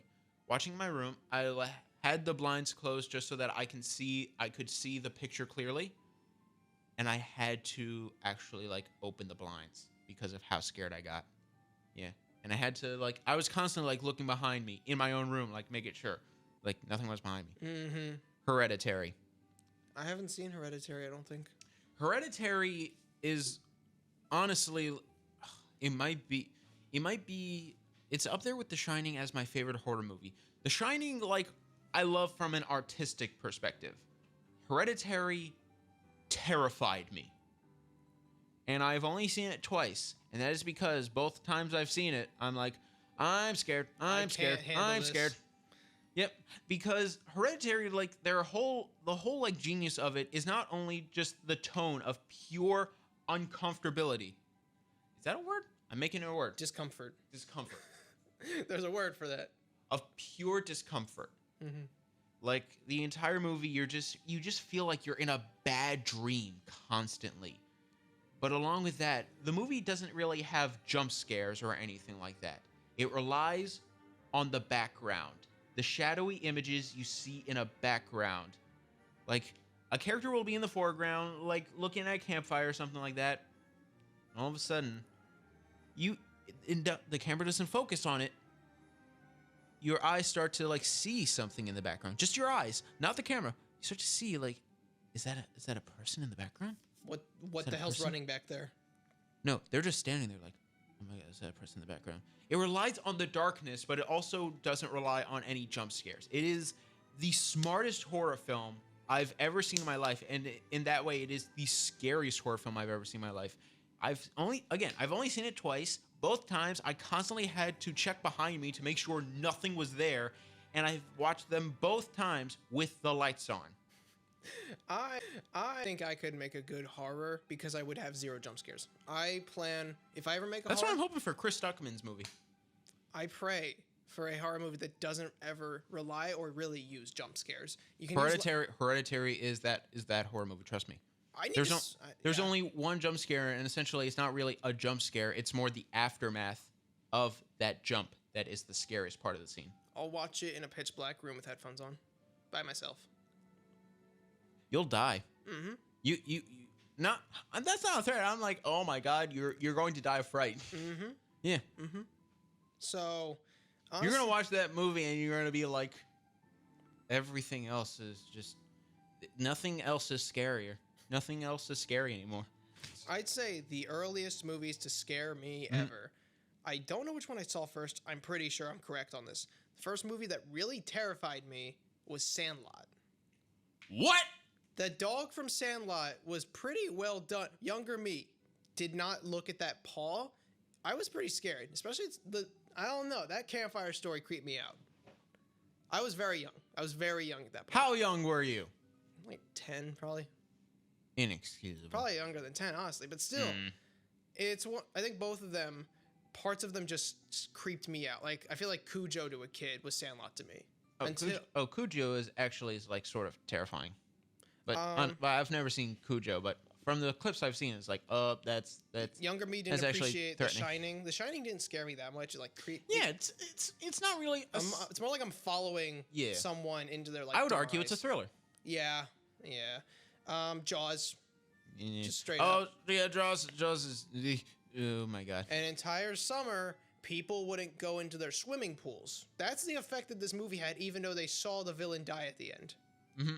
Well, to be fair, the villain came back again, and again, and again. It might be one of those where people don't really acknowledge the sequels that much because there's not much to dwell on anymore. I only acknowledge Jaws: The Revenge, which is the fourth movie, because of the Siskel and Ebert review. It is one of their funniest. Do a drunk watch of everything after Jaws 1 and be like, what the hell is this? What? Wait, he's phasing through the water. He does like the underwater effect starts flickering. It was the only movie that made professional critics, Siskel and Ebert, actively shout in their chair because they saw such a glaring mistake. Man. But yeah, I think Jaws scared me a little more, but Sandlot was like the earliest thing that was like, wow, that's actually kind of scary. You were scared by 4 ever. No, by the dog, like the black and white scenes. Even though That was part of the black and white scene. yes, but it was more or less like the behind the fence rattling when they lost their ball. And then Really? Darth Vader comes out of the house and tells them, "I'll just get Darth Vader. Oh my God! Really? it." What? Field of Dreams, man. Field of Dreams. It's a baseball movie. James Earl Jones is the neighbor who has the dog. Yes, Field of Dreams. Have you ever seen Field of Dreams? No, I don't know what that is. It is the best baseball movie ever made. Better than Sandlot. You know I'm not a baseball fan. Neither am I. Oh, really? So I was playing at your When house. have I ever said I am a sports fan? You just did. Do not edit this. Do not edit this. I'm editing that. I hate you. I'm clipping that. All right, I'm so including that in a new intro. going on to I going love on to baseball. the next category. Cry Me a River. What was the first movie that you remember? Oh my God, movies can actually make you like so attached to a character that you are crying. Well, so attached to the character Yeah. that I was crying. Ooh, that's actually a toughie. There were two. It might be Lion King, but I don't really remember like sobbing. Yeah. I honestly don't remember like crying back then when watching Lion King. I only remember crying now when Yeah. watching Lion King. It has gotten sadder the more time has gone on. Yeah, I feel like the weight of it is more than just a shock factor now. Yeah, because like now that we're like in the film industry, like I keep saying we're in the film industry, but essentially we are. Yeah, Because we're in the film business. film bros. Yeah. We like pay attention to like everything in the scene. Also, we pay attention to the fact that to the expressions on Simba's face. We pay attention to the music in the background. We pay attention How they scale the we scene. pay make 'em feel attention to insignificant. just how dusty everything is and just how chaotic everything looks. And then how quiet, like complicated versus simple, quiet versus everything. So that's like I appreciate it, and it makes me more sad. Yeah. There are two movies that I could have chosen. And I'm honestly going to choose one over the other, despite the fact that it's not in chronological order. Marley and Me I saw first, Oh, which made me cry, which made me bawl. Obviously made me bawl, but I wouldn't say it was because of movie magic. It was because of the fact that it was a dog dying, yeah. and my dog was sitting right beside me. Ooh, yeah. That Yeah, hurts. that wasn't movie magic. That was just seeing a dog die. What is movie magic is getting me to care about an entire ensemble of characters for over 10 years and then Ooh. ripping half of them away from me. And It is leaving. Avengers Endgame. It is Avengers Infinity War. Yes. All right, we're listening to mine because it's the first thing I was like, I remember like crying in the theater watching this. Wind Rises. Yeah, we're listening to yours. This is my favorite Ghibli movie. Yeah. Yeah. This was the first Ghibli movie that I was like, you know what? I get it. All the other ones, I was like, yeah, this is good. Yeah, this is fine. This was the first one I'm like, I get. Mononoke. That was one of the ones that I'm saying, yeah, this is good. I want to say it was amazing, but yeah, it was good. It was and then good. but then Wind Rises, I watched, I was like, I get it. This is amazing. This is beautiful. This is poetic. This is passionate. Its silence is so loud. Its colors are so colorful. Yeah, the chemistry, as few as it is realistic. It's as simple as salt and butter. Yeah. Yeah. Wind Rises is awesome. And then there's Infinity War, which first movie not only did I bawl my eyes out in the theater at the end of it, but for an hour after, I bawled my eyes out. Yeah. Yeah. Like if you cry every time. Like this, if you cry every Every time. time. Going back to our older. Hey, remember that episode we said we wouldn't go back to if Yeah. we didn't have to? Yeah, but Cry Me a River. Cry Me a River. The next one is, I call it action Marvel, but in actuality is, what was the action movie that you like were just in awe of because of just how like perfect it filmed action? It could also be just how much it got you to care about the characters, put them in the action sequences, and also just have the action just be as smooth so that even if you just watch the scene on its own, knowing nothing, it would still be awesome. With the entire movie, it's even better. This was actually pretty tough for me. I knew right away because just like Shark Boy and Lava Girl, I got grounded because of how obsessed I got with it. Oh boy. Really, instinctively, I think my brain would have to go to Spectre. 007 Spectre. I can see it. Especially I can see it for you. I'm not the biggest fan of Spectre. I'm thinking also that or No Time to Die really had me like, I am in love with how you're framing this. I'm not running with you. I'm just like it's happening. I just like how much they like followed James Bond as the action was going on. When it comes to actions, I'm just like, you're cool no matter where I put you or what you're wearing. That entire 5-minute stairwell action sequence was like, how did you like knowing how like filming is done now, we have to just stare in awe of that moment. Just like, how did you like practice all of that? How did you like? I understand what a camera rig on a car looks like, but how did you? I don't know how to ask what you did to do that. Yeah, it's kind of like just watching Superman fly, but in an action sequence. It's just like, wait, how did he? Wait, How are you following? It's like, is it strapped to him? Are you just that fast running like with the camera? Like, You followed the grenade as it exploded in the same shot as it fell right next to James Bond. thought this is like as contained an action as like an AI sports replay machine can like follow a tiny how did you do that as a person? Like, this isn't a contained environment. This is a big place. So No Time to Die is like the film that like opened your eyes to action perfected.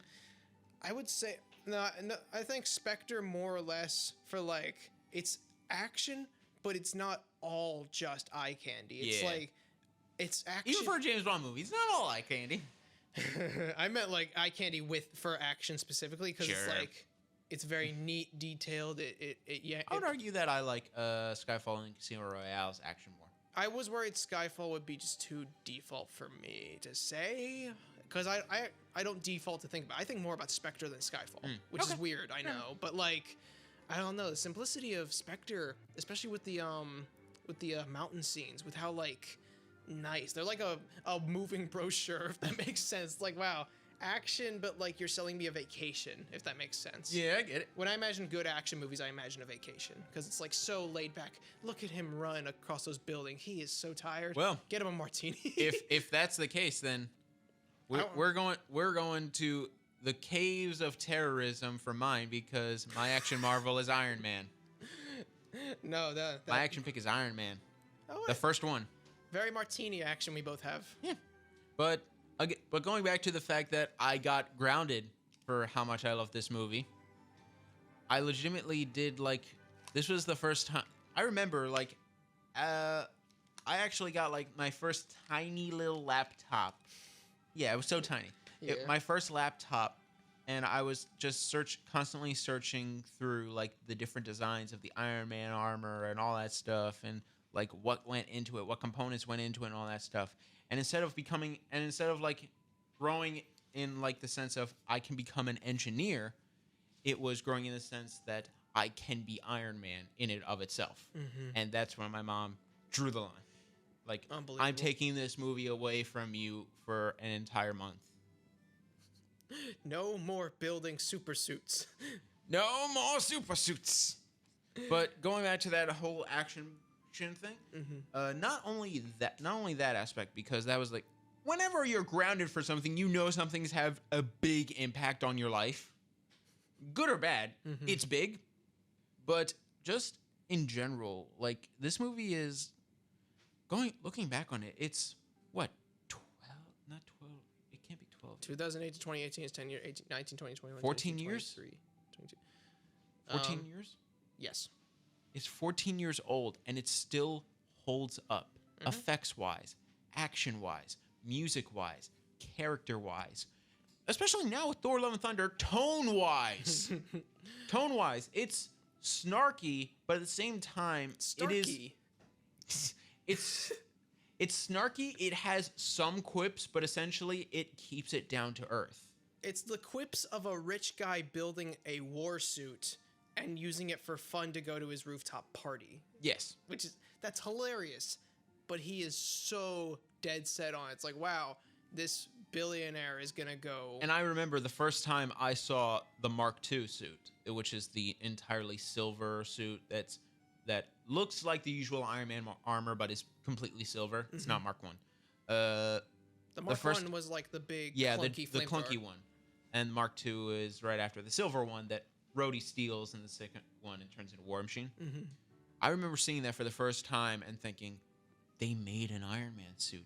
Because if you look at it now, it legitimately looks like they made an Iron Man suit. Which I say totally validates everyone's complaints that the nanotech suit was done way too quickly. It should have been like, nanotech is an aspect of it, but it's, I don't know, there's something so charming about, oh yeah, the suitcase suit, because he's a businessman on the ground. It's like he can quickly get a little gauntlet going. It just makes me mad about certain things. It's just like, you had so much of a and the good entire thing. fight scene with the Mark III armor in Golmira, the Golmira fight, which is Iron Man's like first big debut, and especially like the tank scene, the classic tank scene. Mm-hmm. Yeah, just Cool guys don't look at explosions. cool but this guys is don't look like, at explosions, and God, there's so many action sequences in that movie that are not only so much fun, but still hold up. Yep, that movie's probably gonna hold up for so long now. Compared this to Incredible Hulk, which came out pretty much in the same year, and all those effects look like mess, and dark crappy CGI. Whereas Iron Man was in the dark but looked clean and sleek. Well, the one thing that CGI will indefinitely have to struggle with is stretching. The thing about an Iron Man suit, you know why it's perfect? It's kind of reflective, but it's not like a mirror. He's not wearing a mirror. It's pretty... Well, honestly, Mark II, he was wearing a mirror. It's chromatic, which means the light will just stretch across it as long as the sky is blue. It reflects a blue sky, whatever color the ground primarily is. It's just reflecting the same color, the same whatever. And then you have a solid body. What made it so impressive is it looks like you're just watching this machine, like turning and unturning. Yeah. On a Hulk, that's a lot of skin. Think about it. Like his face stretching will look very unnatural in 10 years. Honestly, at the same time, the Incredible Hulk CGI doesn't hold up now. But going back to like Avengers Hulk and Age of Ultron Hulk, that CGI holds up extremely well. The first Iron Man CGI still holds up. Yep. From 2008, a movie that no one had any anticipation to actually be successful still holds up. It is impressive to see how well a pretty simple idea of a complicated piece, because the rest of the movie doesn't rely on anything except for impress, but center around the bright yellow, bright red, complicated thing, and it's awe-inspiring. Like, you can't really go back to that without like completely restarting. The only other one that I could possibly like think of was another Marvel movie, Winter Soldier, which also like changed everything, especially since I was watching Agents of S.H.I.E.L.D. at the time. It changed everything. Yeah, but the first one chronologically, which sort of contradicts my earlier Avengers Infinity War pick over Marley and Me, but essentially I have to go with Iron Man because it had like the biggest impact on me in arguably a bad way. So we move on to our second to last, which I categorized as Animaniac. What was the animated movie that you saw now that your eyes were open to the idea of the magic of movies that held its own with the big boys, with the live action? Coraline? Another stop motion, of course. Fair enough. Honorable mention, Into the Spider-Verse, because it incorporates every form of animation. Yes. I was when you said Coraline, I was like, not Into the Spider-Verse? I'm betrayed by you. And of course, any Ghibli feature, really. Oh yeah. It's like animation, east, No west. breathing. Animation, no keying. Defecation, no peeing. Oh my god. All right, so going back to Animated. Coraline Into the Spider-Verse. I'd say Coraline is going to last forever as a movie. It is infinitely young. I refuse to ever say its age. I'm pretty sure it's 2010. I have never seen Coraline. Terrifying. And yet, I have seen all the praises for it, and I find them all valid. Wait, that movie terrified me, but I needed it in this category, but it terrified me. I forgot to say that. I feel like most Leica movies are terrifying. Oh, absolutely. Coraline is Paranorman? like... Actually, no, Paranorman had a sad ending. Well, Paranorman is like slasher in the same way where it's like all jokes, all blah, blah, zombies look like this. Yeah, but at the very end, it gets like, oh. Yeah. But Coraline, dude, man, it's like... I don't know how to explain, like creepy corridors. I've seen a lot, like of quite a few clips of it. I've never seen the movie in its entirety. I've seen clips of it. It is Good nothing. God. Like, it is nothing like its clips. I will tell you that in the weirdest way possible. It is nothing like its clips. But I'm impressed by the clips. They're nothing in comparison to the whole movie together because taking its time, that is feature length. A little quip of it, it's like, wow, that looks really good. The whole movie, it's like, oh yeah, it was stop motion. I totally wasn't like cowering in the corner from the screen. Like that's I say like the most. Look at this. This is like a movie. This isn't just an animated feature. This is a movie, and it's terrifying. Why is this creepier than like the last few Jason X's? Jason X's, even though there was only one Jason X. No, Jason's 7 evil X's. I fought them. Jason. It's All like right. asking an AI to generate a really bad crossover. Jason has to defeat his 7 evil X's. All right, so is that your pick, Coraline? Yes. All right. Instinctively. So, like going back to my whole Lion King thing, you would expect Lion King probably, but there was one movie when I was trying to get into more and more and more film that was always in the back of my mind that I had to rewatch because I felt like I would like it even more than I already did. I finally found it again, rewatched it, and it might be even better than Lion King. The Prince of Egypt. I need to see that. I actually genuinely do want to see that. It is like the story of Moses and Ramses and all that stuff done in animation. And it's a musical, but it's all done by Hans Zimmer, and it's incredible. Like the shadows in that movie, just how big it feels. This is like, honestly, I hate to say that Lion King, this Prince of Egypt is the biggest animated movie in terms of scale I have ever seen. You feel the weight of ancient Egypt. You feel considering that he is a character in the movie, you feel the grace of God in the movie. Like when Moses goes up to the burning bush, the way that it's filmed and the sound design in it and just the music and just it makes you feel at ease and calm. Like it's a really good Bible story, not like a religious story, but a Bible story. Exactly. This is like the whole like reason. Like I'm not religious or anything. No, story with religious locations and I'm characters. not religious or anything, but Prince of Egypt is the greatest animated movie ever made. I'm just saying it. But it just happens to be a religious story. Exactly. The same way, like, you're not a voodooist, but good voodoo story could convince you. And you saw Top Gun Maverick. You know that Val Kilmer can't really speak anymore. Yeah, he can't really speak anymore because his voice hurts now. I hate to see it. I hate to see it, not only from a moral standpoint, but from a Prince of Egypt standpoint. He played Moses, and he sang, and he had an incredible voice. And like, there's so much in that movie that's like the color palette and like the way that the color tells the story. Wait, Val Kilmer can't like actually speak anymore? It hurts him to speak.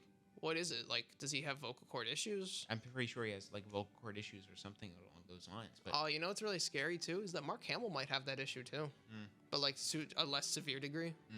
Because the Joker voice, I'm pretty sure, did that to his. He can still when he spoke in Top Gun Maverick, it legitimately surprised Tom Cruise. He wasn't actually supposed to speak. It was supposed to be a silent moment. and he was supposed to he was supposed to hug Maverick and write stuff down on the laptop. And then he unexpectedly talks in the scene. That's Yeah. like heart-wrenching. Wow, I didn't know it was that severe. Exactly. That's beautiful. Yeah. Makes you love Top Gun Maverick even more. I've only seen it once. I need to see it more because I need more.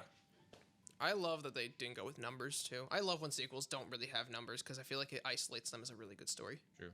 But Prince of Egypt, man. It's so good. It is the only animated movie that I have on my wall in my room as a poster. It's the only animated movie. I'm trying to think though. For me, Coraline, you could watch it during Halloween the same way you could watch Paranorman during Halloween, but Coraline any time of the year, dude. Just daytime, nighttime. It has this amazing way of I don't know where the end of it is. You can't see where any obvious stops of it are because of how far the horizon goes. And the size of the sets they actually had making it were insane. A lot of the end sequences genuinely like existentially terrifying. The same way I feel like the Slender Man movie really wanted to do that. Oh my! And it was so able to. It was so part two, boring. Part 2 definitely had the setup for it. I love it, part 2. It's a guilty pleasure. I love it, part 2. I know. It's- Stranger Things it's so season silly. 1 kicks it part 1's buttocks in every aspect of it without being it part 1 somehow. And Coraline, It's Stephen King inspired while essentially being different.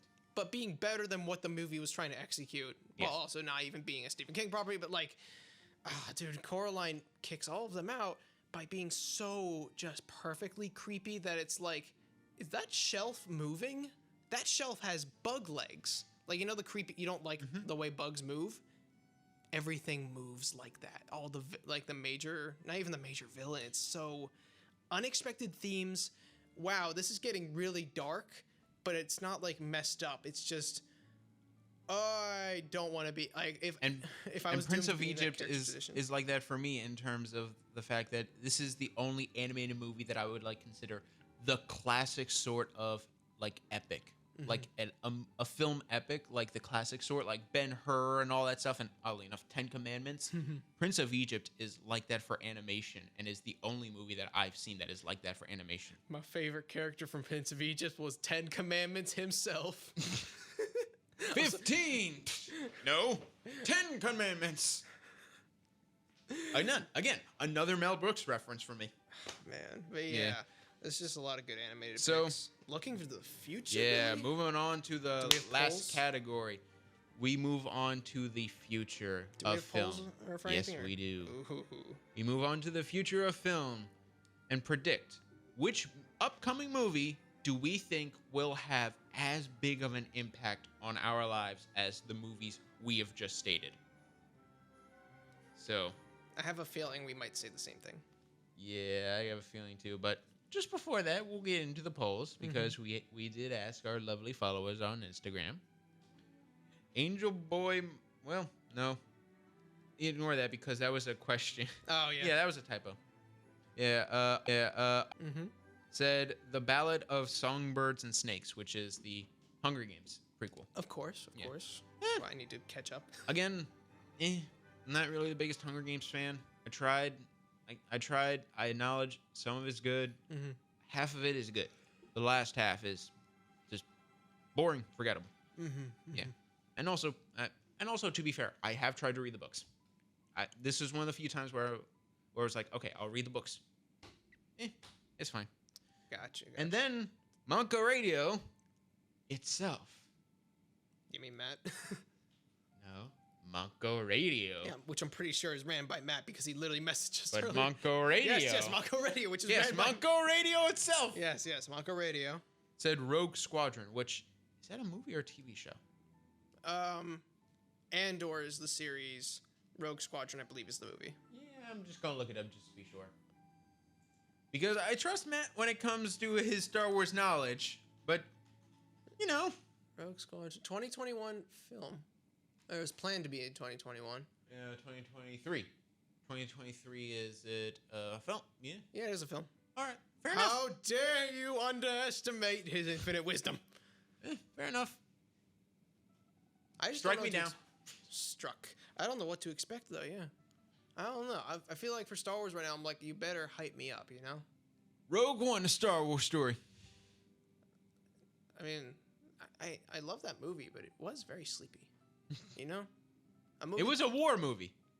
Then why was I very sleepy during it? I feel like it wasn't loud enough. If that makes sense. Really? Okay. Really? Okay, so now we move on to our pick for the bright future ahead. Mm-hmm. Do we just want to say it in 3, 2, 1? Oh, wait, we'll do the countdown. 5, 4, 3, 2, 1. Across the Spider-Verse. Yeah. It's Across the Spider-Verse. It has to be Across the Spider-Verse. Because we knew that the delay was a good thing, because something that great and ambiguous should not be rushed. But at the Cannot be rushed. But at the same time, they released the teaser, and the teaser looked amazing. And then they released the teaser, and then the next day they said, it's going to be delayed. What? But no! Hey, okay, but the bait line for me, I will take it. I'm sorry, I trust. I'm investing in I this. have to take it, but that's only because I want it. I wonder if there's like a gambling pit to predict if it will fail or not, and depending on how much money you put into It's a not release. failing. It's not failing. That's what I'm saying. Is Into like, the Spider-Verse has too much street cred to its name. But I'm saying if like another thing for a future release gets like review bombed, imagine if like the amount of money you put into it goes down because of how bad the ratings are.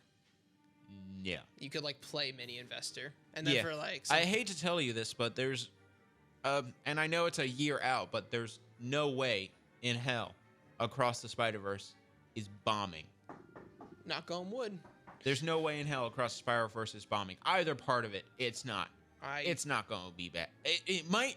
I can't say it won't be bad because there's always that possibility, but there's no way it's bombing. No. I have pretty much no doubts really about this, as long as it just does its thing. Yeah, from the one scene that we saw, essentially it was one scene. Yep. It was technically two, but it was one scene.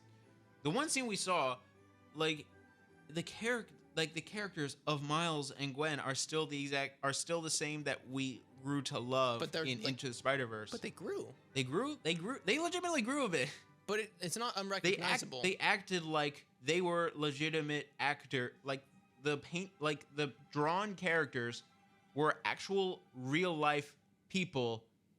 So to fill the age gap of between then and now, they actually drew them different look more mature. It just adds to like, oh yeah, the characters kind of are growing with us. And that's nice.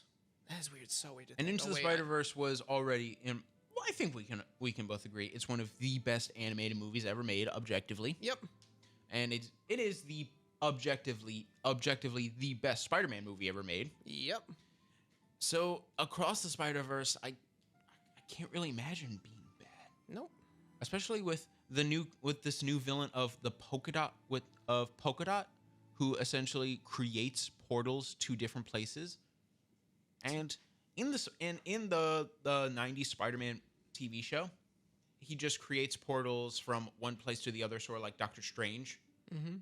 But if he's in Across the Spider-Verse, then those portals are going to go to other universes. And then they could do more mixed animation. And because I know so little about Polka Dot, I want to see more because his design looks really good. Not like Polka Dot Man in DC. Oh no, I'm gonna show you Polka Dot. It's Polk. The Spider-Verse. Polka. Polka Dot. Polka Dot. Polka Dot. It's weird, right? Yeah. I don't know what polka means. Whoa. That is a creepy looking villain. That's kind of creepy, yeah. Yeah. Especially the fact that everything around him is just so like dark-ish, and he is just completely white for the most part.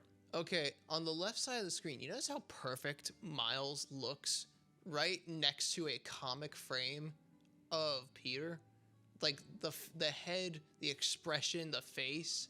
On the left, all the way left. All the way, yep. And This up. one? This one and the one above it. Those look so they nailed Miles. I don't know how to explain it. Like, Yeah. I feel like Miles Morales is like the perfect modern Spider-Man. I feel like for a lot of people, he is their favorite Spider-Man now. Great. He's a great Spider-Man. Yeah. I don't know. I love Miles' story entirely. I feel like nowadays it's only fair to have four choices for who is your favorite Spider-Man: Tom Holland, Andrew Garfield, Tobey Maguire. Tobey Maguire. Sorry, I blanked on his name for a second. And who is the actor who plays Miles? Miles Morales. Spider-Man. Yeah, whoever the actor is who plays Miles Morales is up. He deserves to be in the category of who is the best Spider-Man actor. Into the Spider-Verse was Shameik Moore. Yep, Yeah. I remember. The other one was the game. The other. Yeah, the other one was the game, which. Everyone hated on that because he didn't have like Miles's Jordans on. He had Adidas. It was like that looks off. I don't know. Apparently the game was like amazing looking though. I need to play that. I can't believe I haven't played that yet. I can't believe I haven't seen the story mode for that yet.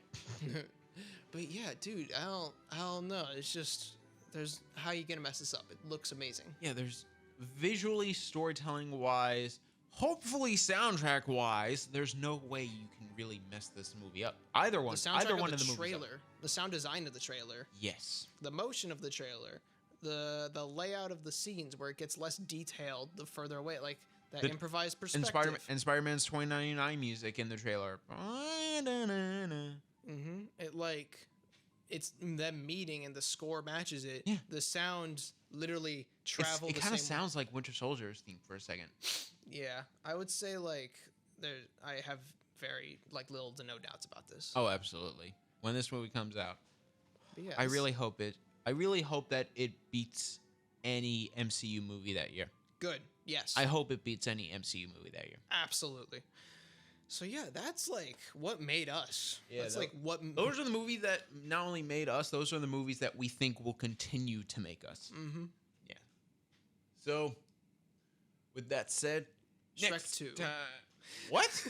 Did you actually say Shrek 2? Shrek 2. Just randomly Shrek 2. I love throwing wrenches in your sentences. Next time on Real Records. Well, technically next time. We won't be here next week for the reasons that we're doing the film and we're trying to like... Which has been kicking our butts. Yep, and we're trying to get as much into the film as possible, but not next week, but the following week. We will be back, and we will analyze what we just said like a couple seconds ago. We will analyze... Shrek 2. We will analyze the rise and fall of the MCU. Not quite the fall, but the decay, because it's never gone, you know? Oh no, it's the fall, and not next week, but next show, I'll explain to you why it is the fall. All right. Yeah, For now, I'm calling it the decay. I am 100% certain it's the fall. With a little attachment of the boys. So make sure to watch all the way until season 3. We're going to compare what Marvel has failed to do that the boys has proven can be done. And not only the boys, but Justice League movies, Invincible, other superhero media. But the MCU could decay and die. No, even Legion. Even Legion. Yeah. We're going to look at all that stuff. So next time on Real Records, make sure to follow us on Instagram at Real Records. That is REEL_RECKERS. And our TikTok, that's Real Records, REELRECKERS, to stay up to date on all of our polls and for a shout out next time. Until then, I'm Billy. And I'm Dalton. And you can consider this Real Wrecked.